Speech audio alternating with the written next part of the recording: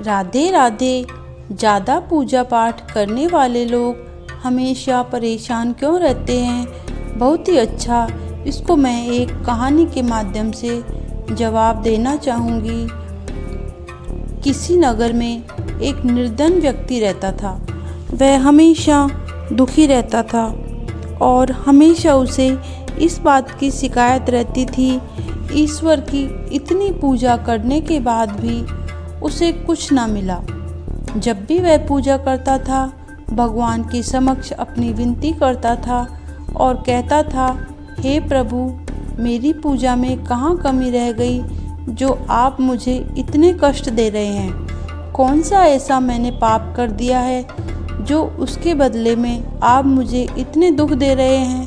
क्या मेरा पूरा जीवन इसी प्रकार दुख में बीतेगा?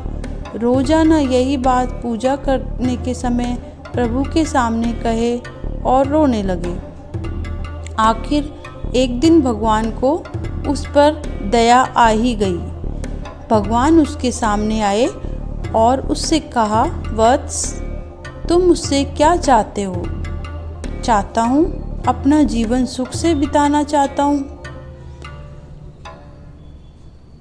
यह सुनकर भगवान ने उससे कहा, वत्स, सुख और समृद्धि उसके कर्मों के अनुसार मिलती है। तुम्हें लगता है तुम्हारे पड़ोसी तुमसे ज़्यादा सुखी है, तो मैं तुमको 2 थैले देता हूँ। एक थैले में तुम्हारे पड़ोसी की बुराई भरी हुई है और दूसरे थैले में तुम्हारे दोस्त भरे हुए हैं। जो थैला पड़ोसी का है उसे पीठ पर लाद लेना और कभी खोलकर ना देखना। जो तुम्हारा थैला है उसे खोलकर देखते रहना। इससे तुम्हें अपने दोष और कमियों को सुधारने का मौका मिलेगा और अपने थैले को सामने की ओर लटका लो।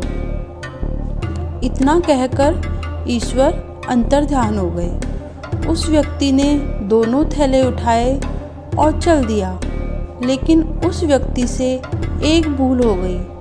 उसने अपना थैला पीठ पर लाद लिया और उसका मुंह कस के बांध दिया और पड़ोसियों का बुराई से भरा थैला अपने सामने लटका लिया। वो उस थैले का मुंह बार बार खोलकर देखता रहा और दूसरों को भी दिखाता रहा। इससे जो उसने वरदान मांगे थे वो उल्टे हो गए। जब वरदान उल्टे हो गए तो अब उन्नति की जगह अवनति होने लगी। अब उसको पहले से ज़्यादा दुख मिलने लगे। दूसरों की बुराई दिखाने की वजह से लोग उसे बुरा कहने लगे।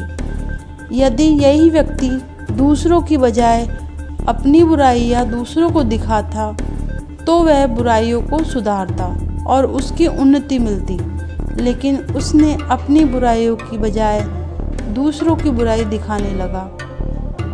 इससे ये सीख मिलती है, यदि इंसान दूसरों की कमियां निकालने की बजाय अपनी कमियां निकालकर उनको ठीक करने का प्रयत्न करे तो वो हमेशा तरक्की करेगा। कभी भी उसके हाथ निराशा नहीं लगेगी।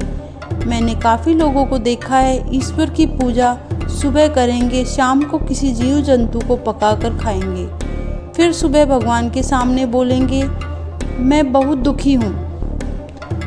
अपनी बुराइयों को पहचान ले, उसे ठीक करने का प्रयत्न करे। मन चंगा तो कठौती में गंगा।